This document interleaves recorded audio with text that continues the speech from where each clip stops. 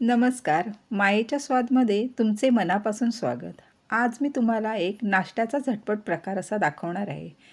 त्याला रव्यापासून बनतं. उपीटही म्हणतात व उपमाही म्हणतात. चला तर आपण रेसिपीला सुरुवात करूया. मी कढईमध्ये तेल तापवून त्यामध्ये मोहरी, जिरे याची फोडणी केली आहे चांगली. त्यानंतर थोडासा हिंग टाकला आहे. हिंग टाकल्यानंतर ओल्या मिरच्या आणि ओल्या मिरच्या टाकल्यानंतर कांदा टाकला आहे. तेलामध्ये सगळं चांगलं टाकल्यानंतर त्यामध्ये कढीपत्ता पण टाकावा थोडासा. माझ्याकडे नव्हता म्हणून मी टाकला नाही. आणि उडीद डाळ मी ही थोडी धुवून घेऊन जरा भिजवलेली ती मग तेलात घालायची. आणि रवा पण चांगला वरून घालायचा तेलामध्ये, मग तो चांगला भाजला जातो.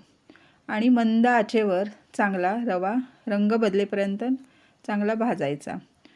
आणि त्यानंतर मी त्यात मीठ घातलं आहे. मीठ घातल्यानंतर थोडा परतून घ्यायचा आणि एका बाजूला पाणी ठेवायचं तापत. तापलेलं पाणी त्या रव्यामध्ये ओतायचं आणि चांगलं मिश्रण ढवळून घ्यायचं.